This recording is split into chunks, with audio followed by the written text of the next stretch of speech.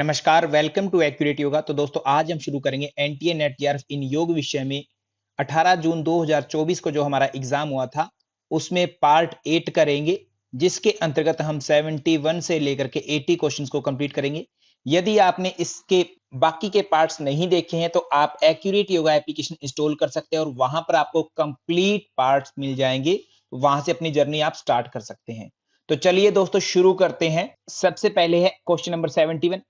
Which is the best state of sadhaka for the attainment of liberation as mentioned in Shiva Samhita? Shiva Samhita में साधक की सबसे उच्चतम अवस्था कौन सी है मुक्ति की? तो यहां पर चार प्रकार के साधक बताए गए, मृदु, मध्य, अधिमात्र और अधिमात्रतम। आपको शिव संहिता में ये स्टेट कहां मिलते हैं? आज ये प्रश्न पूछा गया, सर्वोत्तम कौन सी है, कल को हो सकता है किस अध्याय में। शिव संहिता में 5 पटल है, 5वें पटल में ही ये डिस्कशन मिलता है। 4 प्रकार के साधक और 4 योग, 4 योग भी मिलते हैं और 4 साधक मिल सकते हैं। ओके, कल को ये प्रश्न अनदर वे में पूछा जाए, जैसे मृदु, मध्य, अधिमात्र, अधिमात्रतम, इनको अरेंज किया गया है, सिस्टमेटिक ऐसे दिया गया है, ऐसे अरेंज है। मृदु के लिए अगर बात करें तो मंत्र योग की बात करते हैं, मंत्र योग। मध्य के लिए लय योग की बात करते हैं। अधिमात्र जो होता है अधिमात्र, उसके लिए हठ योग या अभ्यास योग की बात होती है, अभ्यास योग की। और अधिमात्रतम जो है राजयोग का अधिकारी होता है, यानी सभी योगों का अधिकारी, या इसको ऐसे बोलते हैं सर्व योग अधिकारी। ये वर्ड याद रखें, सर्व योगाधिकारी, कि सभी प्रकार के योग का अधिकारी अधिमात्रतम, यही श्रेष्ठतम होता है और इसी को कहते हैं मुक्ति आदि जो है मिलती होती है, सर्वोत्तम स्थित है। इसी के साथ में इनको कितने समय में सिद्धि होती है वो भी बताया गया है। जैसे मृदु साधक के लिए बोला जाता है 12 वर्षों में सिद्धि होती है, मध्य, अधिमात्रतम, अधिमात्र आदि इन सब के लिए बताया गया। तो 3 का टेबल अगर आपको याद है तो अच्छे से आप कर पाए, 3 3 दूनी 6, ऐसे ही 12 है मृदु के लिए बताया गया। तो मध्य के लिए हमारा इमेजिनेशन है, बुक में लिखा नहीं गया है, 9 वर्ष, 3 3 दूनी 6, 3 3 9 और 3 चौके 12। जितना कमजोर साधक होगा उसको उतना ज्यादा टाइम लगेगा, जितना बेस्ट होगा उसको उतना कम टाइम लगेगा। तो ऐसे आप इस प्रश्न का उत्तर निकाल सकते हैं। उस प्रश्न का उत्तर होगा ऑप्शन नंबर डी। इसी के साथ हम चलते हैं नेक्स्ट प्रश्न पर। नेक्स्ट है question number 72। Which is the sequence of organ in a nephron? Nephron के अंदर अंगों की सीक्वेंस बतानी है। तो सबसे पहले हमें पता होना चाहिए कि नेफ्रॉन है कहां की इकाई? किडनी की इकाई है, यानी वृक्क, अपना जो यूरिनरी सिस्टम है उसके अंतर्गत की सेल जो है किडनी की, उसको हम नेफ्रॉन कहते हैं। तो नेफ्रॉन में जाने के लिए किडनी जो होती है, ऊपर से ब्लड की पाइप्स आती होती हैं जिनको हम ब्लड वेसल्स बोलते होते हैं, और ये किडनी में चली जाती होती है, लेफ्ट और राइट किडनी में चली जाती होती है। ठीक है, किडनी में जाने के बाद में ये छोटे छोटे भागों में बढ़ती है, वहां पर होता है नेफ्रॉन, नेफ्रॉन लगा होता है, नेफ्रॉन। किडनी के अंदर जब ब्लड पहुंचता है तो ब्लड जो है नेफ्रॉन में जाता है और नेफ्रॉन में जाकर के एफेरेंट आर्टरी में जाता है, एफेरेंट, एफेरेंट से वह फिर इफेरेंट आर्टरी में जाता है, इफेरेंट, और बीच में जो है इनका एक गुच्छा बनता है, एक प्रेशर बनता है जिसको हम बोलते हैं ग्लोमेरुलस कैप्सूल, और नीचे बोमेन्स कैप्सूल होता है, बोमेन्स, बोमेन्स कैप्सूल, ऊपर होता है ग्लोमेरुलस, ग्लोमेरुलस। फिर आगे ब्लड जैसे जैसे जाता है तो सीक्वेंस बन जाती है। तो आगे गया, पास में रहा तो पीसीटी, और थोड़ा सा लूप बन गया तो लूप ऑफ हेनले, और फिर दूर गया तो डीसीटी, और आगे कोलेक्टिंग डक्ट। ऐसे नाम होते हैं इनके सभी के, तो हम नामकरण कर लेते हैं।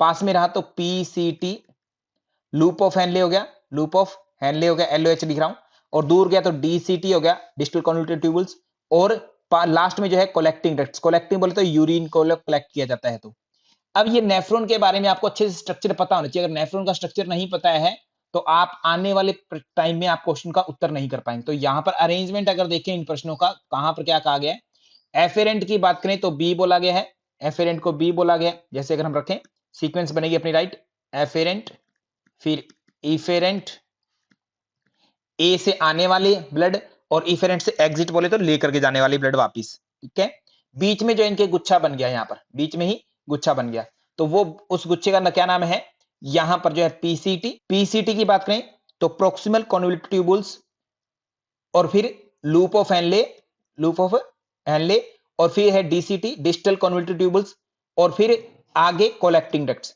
इस प्रकार से हमारा यूरिन जो है कोलेक्ट होता है, कोलेक्टिंग डक्ट। इनको अगर सीक्वेंस में हम देखें तो एफेरेंट को बी बोलेंगे, इफेरेंट को ए बोलेंगे, पीसीटी को ई बोलेंगे, एलएच लूप ऑफ हेनले को सी बोलेंगे, डीसीटी को ऑप्शन में नहीं दिया गया तो आगे कोलेक्टिंग डक्ट दिया गया हमें, कोलेक्टिंग डक्ट के लिए हम वर्ड यूज करेंगे डी। तो B A E C D जहां पर भी होगा हमारा राइट आंसर हो जाएगा। तो ये हमारी सीक्वेंस बन गई B A E C D, ये ध्यान रखना। तो 72 नंबर क्वेश्चन को आप हिंदी में भी देख सकते हैं। यहां पर जो है एक एक चीज आपको दी गई है। तो ऑप्शन नंबर जैसा कि हमने पीछे देखा B A E C D, option number A जो है इस प्रश्न का राइट हो जाएगा। किडनी का स्ट्रक्चर आपको कंप्लीटली पता होना चाहिए। तो अगर हम बात करें कल को अलग स्ट्रक्चर में पूछा जा सकता है। नेक्स्ट है क्वेश्चन नंबर 73। यहां पर वशिष्ठ संहिता में किस प्रकार के प्रत्याहार का वर्णन है, ऐसा पूछा गया है। तो वशिष्ठ संहिता में अगर आप देखते हैं प्रत्याहार, तो अष्टांग योग वहां पर मिलता है, यम नियम आसन प्राणायाम प्रत्याहार धारणा ध्यान समाधि। तो 18 मर्म स्थानों से क्रमशः वायु को निकालना और रोकना, ऐसी सेंस में ये प्रश्न आया है। तो बी तो उत्तर होगा ही होगा, बी जहां नहीं है वो अपना उत्तर नहीं होगा। तो ए एलिमिनेट हो जाएगा, तो इसको एलिमिनेट कर सकते हैं। बाकी और देखें तो यहां पर मन को आदर निरादर शीत और उष्ण से प्रत्याहार आदि करना, ऐसी सेंस में कोई बात नहीं की गई है, ऐसी सेंस में बात नहीं है। अगर आप श्लोकों को देखें तीसरे अध्याय में लगभग 58 से 61 इन श्लोकों में आपको अच्छे से समझ में आ जाएगा कि क्या बात की गई। इनको अच्छे से देख सकते हैं आप देखना चाहे तो। और अगर इसमें हम बात करें तो डी नहीं होगा, डी जहां पर है उसको भी एलिमिनेट कर दीजिए, डी जहां पर है वो एलिमिनेट कर दीजिए। तो जो हमारा नहीं होता है उसको हम एलिमिनेट करते हैं, डी जहां है एलिमिनेट हो जाएगा, डी जहां है, ठीक है। तो ऑप्शन अपना इनडायरेक्टली जो है ऑप्शन नंबर डी आ गया। तो इससे हमें सेंस लगी कि बी के साथ में सी भी होगा, आत्म रूप में देखना, और ऐन्द्रिक वस्तुओं से इंद्रियों का निग्रह करना, माने इंद्रिय कंट्रोल करना, ये भी हमारा प्रत्याहार कहलाता है। तो किस में हुआ प्रत्याहार, बी सी ई, ऑप्शन नंबर ये डी जो है हमारा राइट आंसर होगा इस प्रश्न का। इसी के साथ में हमें ये पता होना चाहिए कि महर्षि पतंजलि भी अष्टांग योग बताते हैं, महर्षि वशिष्ठ भी अष्टांग योग बताते हैं। दोनों को जो बांटने का वर्गीकरण है वो अलग अलग है। महर्षि पतंजलि जो है, महर्षि पतंजलि वो अष्टांग योग को जब बांटते हैं 5 और 3 का अनुपात करते हैं, यानी 5 जो है आपके बहिरंग हैं पहले और 3 अंतरंग है।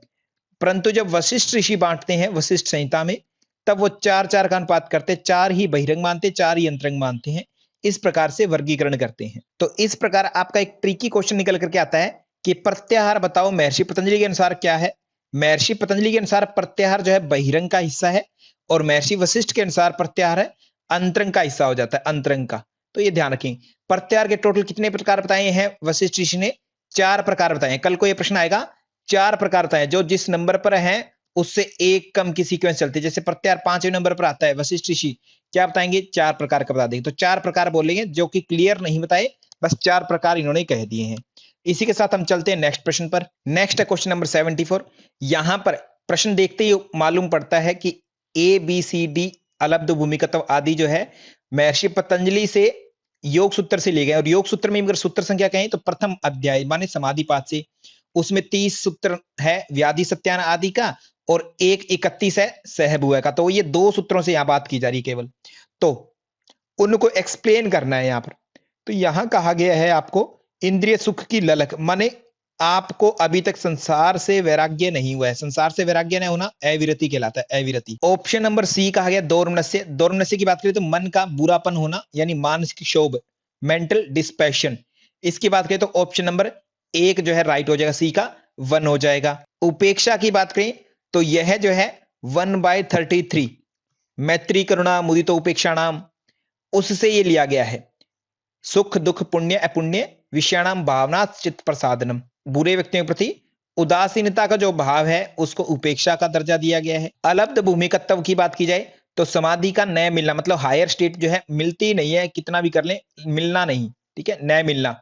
तो ये आपका सीक्वेंस हो जाएगा।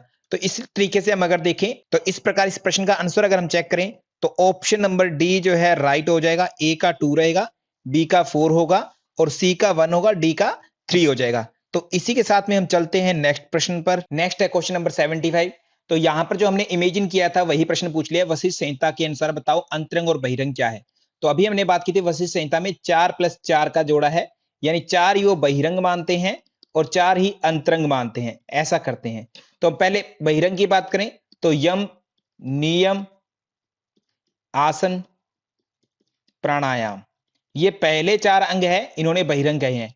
अंतरंग की बात करें तो प्रत्याहार, धारणा, ध्यान और समाधि, ये इनके अंतरंग हो गए। तो अपने से ये प्रश्न पूछा गया है। तो प्रत्याहार दिया गया है अंतरंग में, धारणा भी अंतरंग में है और ध्यान भी अंतरंग में है। समाधि नहीं है यहां पर, वैराग्य आदि की कोई प्रश्न नहीं है। तो ये ए सी डी आपका राइट आंसर हो जाएगा, यानी कि अष्टांग योग के अंगों को ही अंतरंग बोला गया है, ये आपको पता होना चाहिए। 8 अंगों को, इनके कितने कितने प्रकार है इसके बारे में पता हो। जैसे यम की बात करें तो यम 10 प्रकार के बताए गए, नियम भी 10 प्रकार से बताए गए, आसन भी 10 प्रकार के हैं। प्राणायाम 4th नंबर पर आता है, परंतु इसके प्रकार जो हैं 3 बताए गए हैं। प्रत्याहार 5वें नंबर पर आया, एक कम होगा, प्रकार इसके 4 होंगे। धारणा 6ठे नंबर पर आता है, तो प्रकार इसके कितने हैं, 5 प्रकार हैं। ध्यान 7वें नंबर पर आता है, तो प्रकार इसके 6 हैं, जिसमें सगुण 1 प्रकार का, निर्गुण 5 प्रकार का, 6 प्रकार का। समाधि के कोई प्रकार नहीं है, हायर स्टेट है ये, समतावस्था, जीवात्मा परमात्मा का संयोग आदि के रूप में ये डिस्कस किया गया। तो इस प्रश्न का ऑप्शन अपना राइट हो जाएगा, ऑप्शन नंबर डी। इसी के साथ चलते हैं नेक्स्ट प्रश्न पर। नेक्स्ट है क्वेश्चन नंबर 76। यहां पर मानवीय बोध की दृष्टि से निम्न में से श्रेष्ठतम बोध की स्थिति कौन सी है। प्रश्न को देखेंगे तो आपको पता चलेगा कि ये योग सूत्र से पूछा गया है, योग सूत्र से। तो ऋतंभरा प्रज्ञा इसका राइट आंसर होगा, ऋतंभरा प्रज्ञा। अगर आप योग सूत्र को पढ़े हैं तो ऋतंभरा प्रज्ञा का वर्णन प्रथम अध्याय में आता है। लगभग 48 नंबर सूत्र से उसकी चर्चा स्टार्ट होती है और 51 तक उसी की चर्चा चलती है। तो सबसे पहले कहते हैं निर्विचार वैशारद्य अध्यात्म प्रसाद। निर्विचार जो निर्विचार समापत्ति है वो 47 नंबर सूत्र है। उससे क्या होता है, अध्यात्म प्रसाद है, अध्यात्म प्रसाद की प्राप्ति होती है, प्रसाद। और अध्यात्म प्रसाद से ऋतंभरा तत्र प्रज्ञा, उससे क्या होता है, ऋतंभरा प्रज्ञा, ऋतंभरा प्रज्ञा, ऋतंभरा प्रज्ञा। अब ऋतंभरा प्रज्ञा से आगे क्या होता है, श्रुत अनुमान प्रज्ञाभ्याम अन्य विषय विशेषार्थत्वात्। कहते हैं ये सुने हुए और अनुमान किए हुए उन सबसे श्रेष्ठ अलग अर्थ प्रदान करती है। और इनके संस्कारों का संस्कार प्रतिबंधी, तज्जः संस्कारो संस्कार प्रतिबंधी, और ये उन सब संस्कारों का नाश करती है जिसके निरोध से, ऋतंभरा प्रज्ञा के निरोध से रोकने से, तस्यापि निरोधे सर्व निरोधा निर्बीज समाधि, तब निर्बीज समाधि। तो ये आपकी कल को सीक्वेंस के रूप में पूछ सकता है एग्जामिनर, निर्बीज समाधि होती है, यानी ऋतंभरा प्रज्ञा के निरोध से, ऋतंभरा प्रज्ञा से नहीं, ऋतंभरा प्रज्ञा के निरोध होने से, ये याद रखें, तब निर्बीज समाधि होती है, उसके संस्कारों आदि का निरोध होने से। इस प्रकार ऑप्शन नंबर डी अपना राइट होगा, क्योंकि इसी के बाद में निर्बीज समाधि होती है, उसके पहले जो है बाकी की आदि आएंगे। सामान्य विवेक का कोई अर्थ नहीं है, शुद्ध प्रज्ञा, सामान्य प्रज्ञा के अंतर्गत विवेक ख्याति भी सामान्य रूप से विवेक आदि के ख्याति की बात की जाती है, धर्म आदि समाधि प्राप्ति होती है। हाईएस्ट समाधि निर्बीज समाधि है, जिसकी प्राप्ति ऋतंभरा प्रज्ञा के थ्रू ही हो रही है, डायरेक्ट और इनडायरेक्ट वे में। तो इसलिए ऋतंभरा प्रज्ञा अपनी श्रेष्ठतम बोध की स्थिति हो जाएगी। ऑप्शन नंबर डी राइट होगा। इसी के साथ हम चलते हैं नेक्स्ट प्रश्न पर। नेक्स्ट है क्वेश्चन नंबर 77। यहां पर गेरंड संहिता के अनुसार पूछा गया है, योगाभ्यास में नाभि को मेरुदंड की तरफ 100 बार लगाना जिससे रोग दूर हो जाए पेट के, कौन सी क्रिया कहलाती है। तो सिंपल उत्तर है अग्निसार क्रिया कहलाती है। षटकर्मों का वर्णन किया गया है गेरंड संहिता में, धोतिर बस्ती नेति लोलिकी त्राटकम तथा कपाल भाती, जिसको भाल भाती भी बोला गया है, भाल भाती भी वर्ड यूज हुआ है। कल को कह देंगे कि भाल भाती शब्द बताओ जी किस ग्रंथ में आता है, तो गेरंड संहिता में आता है। भस्त्रिका कोई कुंभक है, षटक्रम नहीं है, कुंभक है ये, कुंभक, ठीक है। तो यहां पर आपको ये ध्यान रखना है, पेट को आगे पीछे नहीं किया जाता है भस्त्रिका में, उज्जाई में भी पेट की आगे पीछे नहीं किया जाता। तो आपके दो तो एलिमिनेशन हो गए आपका सीधा, ठीक है, भस्त्रिका और उज्जाई। अब आगे पीछे करते हैं, या तो कपाल भाती में आपने सुना है कि 1 सेकंड में एक बार झटके सांस छोड़े, ऐसे आगे पीछे करना है। अग्निसार में एक सुना है व्यवहारिक तौर पर। हालांकि यहां पर कपाल भाती के भी डिफरेंट डिफरेंट प्रकार है, वातक्रम, व्युत्क्रम और शीतक्रम, ऐसे 3 प्रकार है। वात वायु से होता है, ईड़ा पिंगला से, ईड़ा और पिंगला से करते हैं हम अनुलोम विलोम की भांति। व्युत्क्रम में आप नासिका से पानी पीते हैं, मुंह से निकाल देते हैं। शीतक्रम में मुंह से पानी पीते हैं और नासिका से निकाल देते हैं। अग्निसार की बात करें तो वहां पर आपको कहा जाता है कि 100 बार आपको आगे पीछे करना है पेट को। तो अब धोती के बहुत सारे प्रकार है, उन प्रकारों का पता होना चाहिए। धोती के प्रकारों की अगर बात करें तो अंत्य धोती आता है, अंत्य धोती के 4 प्रकार हैं, वातसार, वारीसार, वहनीसार और बहिष्कृत। ये जो वहनीसार शब्द है, इसी वहनीसार को अग्निसार भी हम कहते हैं। दंत धोती की बात करें तो दंत मूल, जीवा मूल, कर्णरंध्र दायां बायां 4 और 5वां जो है कपाल रंध्र, ऐसे 5 हो गए। हृदय धोती की बात करें तो दंड वमन वाससा 3 हो गए और मूल शोधन हो गया धोती का मूल चौथा प्रकार जिसके कोई प्रकार नहीं है, मूल शोधन अपने आप में, जो अपान वायु की क्रूरता को दूर करते हैं। इस प्रकार से हमारा जो प्रश्न है उसके इर्द गिर्द की भी हमने बातें की हैं और प्रश्न को समझा है। अग्निसार हमारा राइट आंसर होगा, जिसमें 100 बार कहते नाभि को मेरुदंड से लगाया जाता है, नहीं पेट को आगे पीछे करने की बात है, जिससे पेट के विकारों में लाभ मिलेगा। ये एक षटक्रिया जिसको वहनी सार का दर्जा प्राप्त है गेरंड संहिता में। इसके साथ चलते हैं आगे। नेक्स्ट है क्वेश्चन नंबर 78। यहां पर कहा गया हठ रत्नावली के अनुसार एक दिन यानी 24 घंटे में महावेद का अभ्यास कितनी बार किया जाता है? तो महावेद की अगर हम बात करें तो एक बार में हर 3 घंटे में करने का विधान है। यामे यामे, याम याम का मतलब होता है 3 घंटा, तो हर 3 घंटे में करेंगे तो 24 घंटे होते हैं, तो कितने हो जाएंगे? 8 बार। 8 बार करने का विधान है। यही सेम हठ प्रदीपिका में आपको मिलेगा और यही हठ रत्नावली में मिलेगा, ये थोड़ा ध्यान रखेंगे। ऑप्शन नंबर बी आपका राइट हो जाएगा। हठ रत्नावली में ये स्पष्ट देखने को मिलता है 2/49 नंबर सूत्र में, श्लोक में। वहां पर कहा गया अष्टधा क्रिएत यामे यामे च धीरे धीरे, हर याम यानी कि 3-3 घंटे बाद में पूरे दिन में 8 बार करना है। हर 3 घंटे बाद में, एक याम का अर्थ हुआ 3 घंटे, हर 3 घंटे बाद में करेंगे तो 3 8 24 यानी 8 बार हो जाता है एक दिन में, जो है एक दिन में। कल को किसी अलग वे में पूछा जाए, यामे यामे के अर्थ में पूछा जा सकता है, ठीक है। तो आपको ध्यान रखें अष्टदा 8 बार और यामे यामे हर 3-3 घंटे बाद में, ऐसा शब्द यूज किया गया है। इसी के साथ हम चलते हैं नेक्स्ट प्रश्न पर। नेक्स्ट है क्वेश्चन नंबर 79। यहां पर कहा गया है अकॉर्डिंग टू जैनिज्म, जैन दर्शन में अनुप्रेक्षाएं कितनी हैं या कौन कौन सी हैं? अनुप्रेक्षा का अर्थ होता है भावना, भावना। तो जैन दर्शन में 12 भावनाएं बताई गई कि आपको किस तरीके की भावनाएं रखनी है जिससे मुक्ति आदि हो, यानी उत्तम विचारों को कैसे बना के रखना। तो 12 भावनाओं को आप देख लेंगे जैन दर्शन में। अनित्य भावना, अशरण भावना, संसार भावना, एकत्व भावना, अन्यत्व भावना, अशुचि भावना, आस्त्रव भावना, संवर भावना, निर्जरा भावना, लोक भावना, बोधि दुर्लभ भावना, धर्म भावना। अनित्य भावना मतलब संसार अनित्य है। अशरण भावना की मतलब संसार के पदार्थ आपको किसी प्रकार की रक्षा नहीं करेंगे, संसारिक वस्तुओं से ऊपर कोई सत्ता है। संसार भावना ब्रह्मांड में कोई भी किसी से रिलेशन नहीं है, अच्छा मतलब सत्य संबंध नहीं है। एकत्व भावना माने आत्मा एक है, एकांतिक संबंध। अन्यत्व भावना पृथकता, बाकी सब चीजें अलग अलग हैं। शरीर की अशुद्धता से जुड़ी हुई है। अशुचि भावना माने शरीर पूर्ण रूप से शुद्ध कभी हो ही नहीं सकता। आश्रव भावना मतलब कर्म चलते रहते। संवर भावना कर्म के प्रवाह को रोकने का प्रयास करना है। निर्जरा भावना कर्म का त्याग करना है, अनासक्त कर्म टाइप। लोक भावना ब्रह्मांड कहते संसार ये नित्य क्षण भंगुर है, एक तरह से एक सेकंड भी स्थायी नहीं है। बोधि दुर्लभ मतलब सही तरीके से चीजों को जानना, आचरण आदि करना। धर्म भावना सच्चा बोधक शास्त्र और धर्म की अप्राप्यता, कहते हैं ये प्राप्त नहीं होते हैं आसानी से। तो ये 12 भावनाएं हैं। जैन दर्शन के अनुसार अनुप्रेक्षाएं की बात करें तो एकत्व, धर्म भावना और निर्जरा भावना, ये आपने ए सी ई तीनों ऑप्शन देखे, तो ए सी और ई आपका ऑप्शन नंबर बी में है, राइट हो जाएगा। यहां पर आपको ये जानना चाहिए कि इनके अर्थ क्या है, क्योंकि नेक्स्ट टाइम में आपसे प्रश्न यही आएगा। जैसे निर्जरा भावना है तो निर्जरा भावना किस नंबर पर है, कल को नंबर पूछा जा सकता है। अभी आपको मैंने 12 की 12 भावनाएं बताई, तो आपको रटा हुआ होना चाहिए कि कौन सी भावना कहां पर है। जैसे एकत्व भावना है वो 4 नंबर पर आई है। निर्जरा भावना की बात करें, निर्जरा भावना 9 नंबर पर आई है। और धर्म भावना की बात करें तो 12 नंबर पर आई है। तो कल को ये या फिर अलग से सीक्वेंस मांगे कि इन भावनाओं की सीक्वेंस बनाइए, ठीक है। तो आपको ये नोट करके रखना है कि ये भावनाएं क्या क्या, इनका मीनिंग क्या है। 101% इसी एग्जाम में आपसे पूछा जाएगा। 4 सितंबर को जो एग्जाम होगा उसमें यहां से क्वेश्चन जरूर आएगा किसी ना किसी रूप में, आप रेडी रहिएगा। नेक्स्ट है क्वेश्चन नंबर 80।